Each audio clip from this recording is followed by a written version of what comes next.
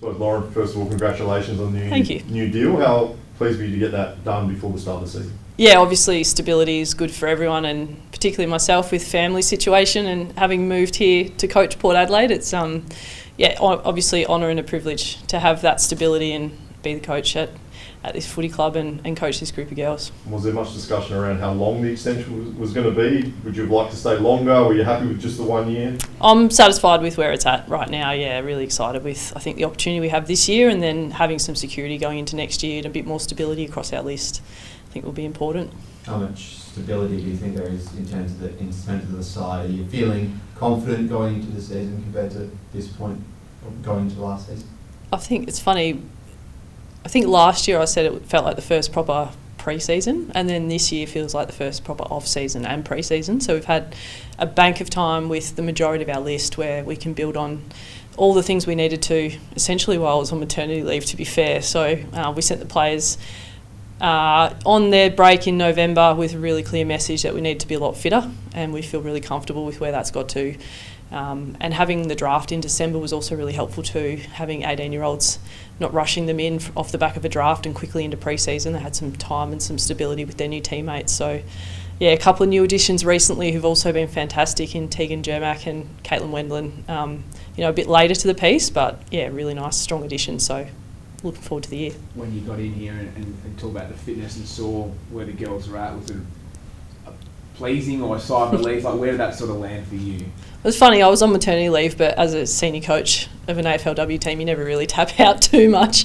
So I was across the progress that the girls were making and had a lot of them over to meet Marley at my house early days. So I knew they were tracking well, essentially, from day one. And then to see them find new levels to unlock that, both from a GPS perspective at training and then trial game on the weekend at Port Augusta, we're seeing more and more from them that we've asked for.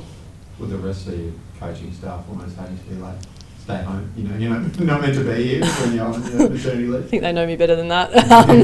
Look, honestly, I think a big part of this announcement too is a big nod to the coaching staff that I have behind me, and while it's an extended contract for myself, I think it's a reflection of the great group that I've got around me, and any level of success that we find with this group won't be just down to myself, it's the whole coaching group and the staff as well. So I think a shout out to Anthony Gallamarino as well. He's come across from Saka and been a new addition in our high performance space, and he's just done an incredible job, particularly from the start of the year. So it's exciting. How do you reflect on last year, obviously with the pregnancy, coaching a full season while being pregnant? What did you take from that? What did you learn about yourself? I think the reflection right now is I feel like much more amongst it at training. I was very removed last year, and that meant I unlocked probably some better ability to communicate with my staff and get coaches to deliver messages better than myself all the time. And then this year, being like refreshed and renewed and more physically able to be amongst it at training has also been really nice as well. So, I think you just learn some more efficient ways of communicating, and probably stepping back a little bit and not trying to do as much for myself, and handing over a bit of responsibility to others is healthy. Obviously, you've been building the first 2 seasons. At what point does the win-loss column become the focus? Yeah, very much a measure for our season this year. I think we're ready to move. We're more than ready to not be the new kids on the block anymore.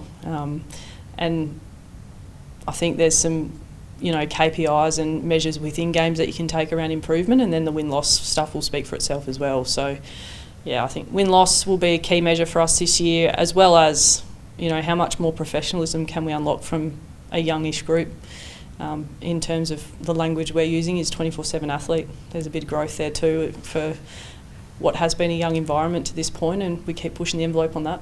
What's that look like in terms of training, in terms of evolving into a team that now wants to sort of obviously always want to challenge for finals, but now maybe a stronger proposition? What does that mean training-wise? I think as a young group evolves, that you learn better about more consistent training standards, but it's also being a 24/7 athlete is about what you do when you're not here, I think, more importantly, and prioritising different elements of your life when men's or women's or any level of athlete. Robbie, you'll relate to this, like you have friends that are not athletes, and what your friends do outside of what you do has to be different, because you're looking for a greater outcome in life in terms of what you need to perform as an athlete. So there's little pockets of that we learn along the way. You mentioned the fitness levels. Has there been a standout? I know Ash Saint's been incredibly quick in some of her time trials, and Piper Window's been doing everything by the looks of things with her surf life-saving and everything like that. Has there someone been a real standout for pre-season? To be fair, like almost every player's had a PB in some element, and a big chunk of players have had PBs across the gym and running, which we now expect, and that's part of what we're trying to unlock is how much do you push yourself and get to the next level every year. So I would say the third year players, so our first group of draftees, and you think about Sachi Syme, Emily Borg, Ella Bogue, that group now turning 20, 21, we're seeing a third pre-season, or effectively a second proper pre-season into them, and that unlocks a higher standard for them, which is exciting. Is there someone who's taken your eye in terms of a skill or growth perspective, or even taking on a new role, who's looked to really fire this season?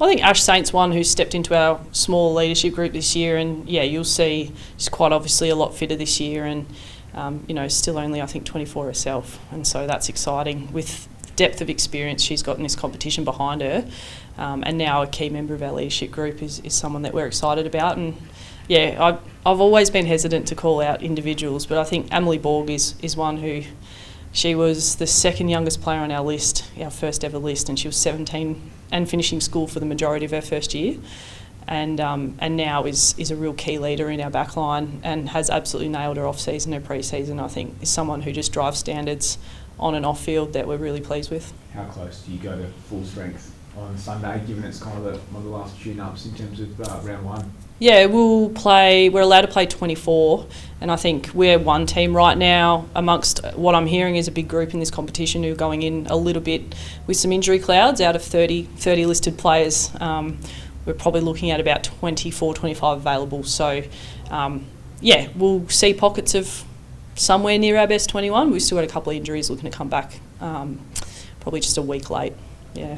Round one showdown is an AFL showdown this week. I'm not sure if you saw what Josh Rochelle said this morning about Port Adelaide fans booing him and not having any teeth to boo through. How do you think Port fans would react to those comments? I wouldn't think that anything that is said changes the level of competitiveness and dislike across the teams, but I think there's a natural level of respect as well. So, no, I haven't seen those comments, but I'm looking forward to watching the boys this weekend, and even more so looking forward to round one here at Alberton. There's a new grandstand that's already come in. I think the capacity is going to be somewhere between 7,000 and 8,000 people. Prison Bars, AFLW showdown, first one here at Alberton. I just cannot wait. In terms of those players that won't be available for Sunday, how many, or can you list a few that hopefully will be ready in time for round one? Key ones would be Foley and Cuthbertson. You won't see them Sunday, and we'd expect they're pretty close. Yeah.